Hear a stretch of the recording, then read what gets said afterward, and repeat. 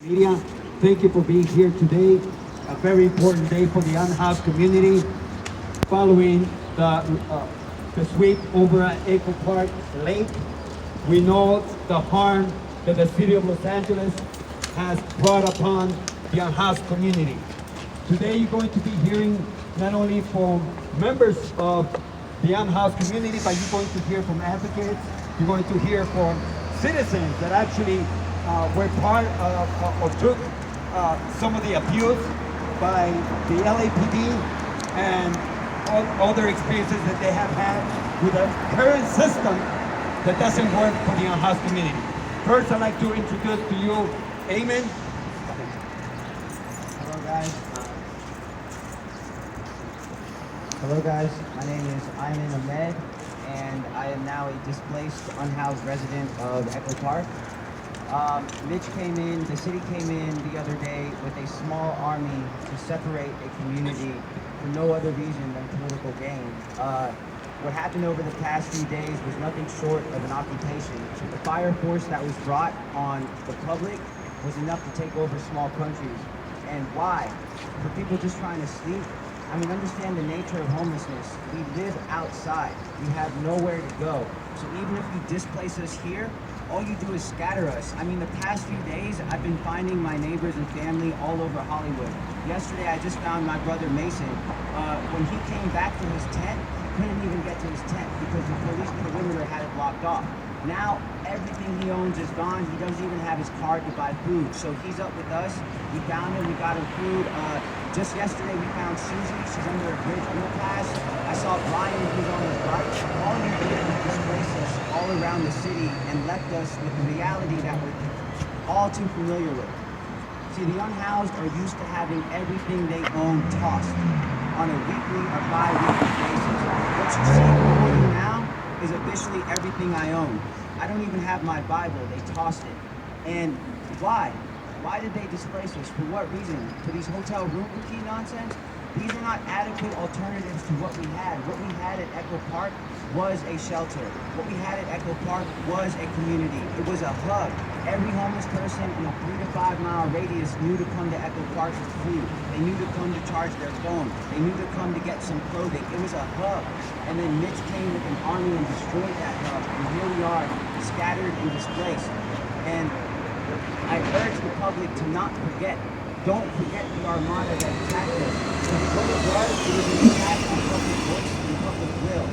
Mitch, the mayor, all of them, what they said with that motion was they don't care about our voices. They only care about getting things done their way. And what you're going to hear today is my unhoused neighbors speaking to the reality of what happened, but also my housed neighbors speaking to the reality of what happened. This is now bigger than just a sweep on the unhoused. This is officially an attack on the public.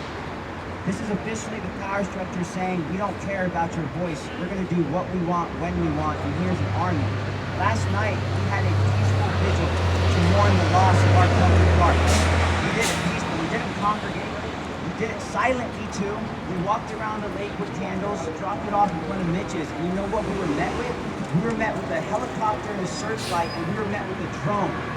When did we become a police state? When did we be okay with the police our entire lives? All we want to do is live in peace, especially my unhoused neighbors. You know, you got Brenda and Susie now living all over the city, but before they were neighbors. Brenda had her tent set up, she had her door set up, had her little kitchen area set up.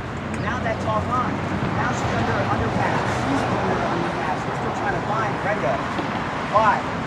I urge you all to please listen to the voices you hear today, the housed and unhoused, and ask yourselves, are we okay with the police state? Are we okay with power structures dominating and not listening to our voice and our will, with only the voice of the few being heard? Is this what we're okay with? I'm going to pass on the mic. Could you spell your name for us? We're going to ask questions afterwards. Can you spell his name for us for the record? Yeah, sorry. My name is Ayman, A-Y-M-A-N, Ahmed, A-H-M-E-D, and I am now a displaced unhoused resident of Echo Park Lake. Thank you.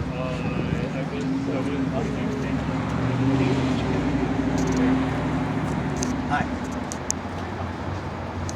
My name is David Bush Lilly. It's a hyphenate.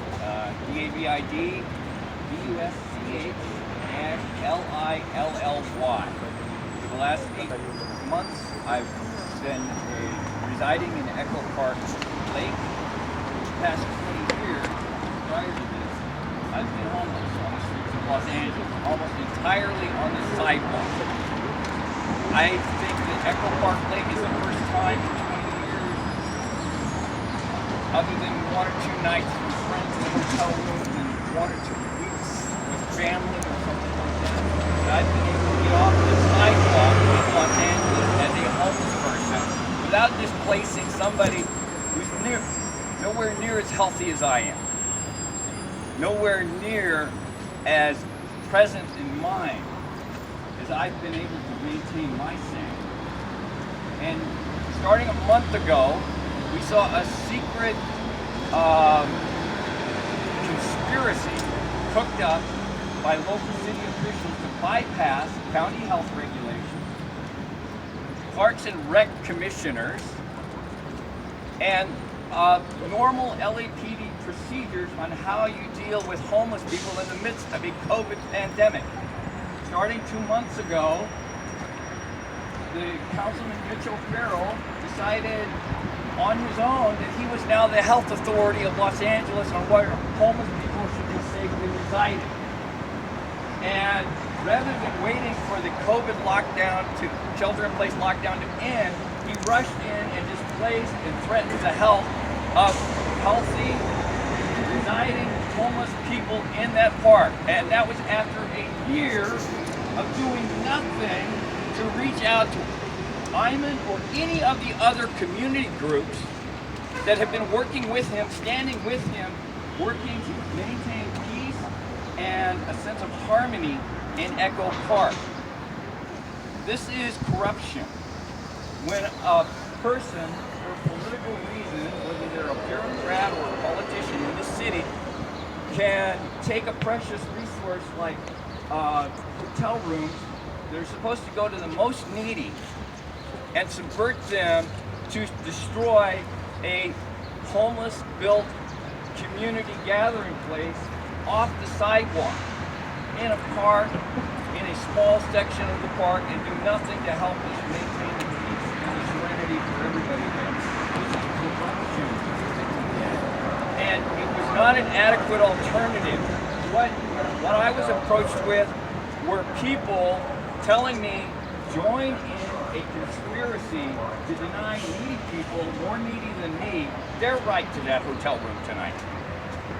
I am not going to, nobody in their conscience could accept that or call that an offer of shelter or housing.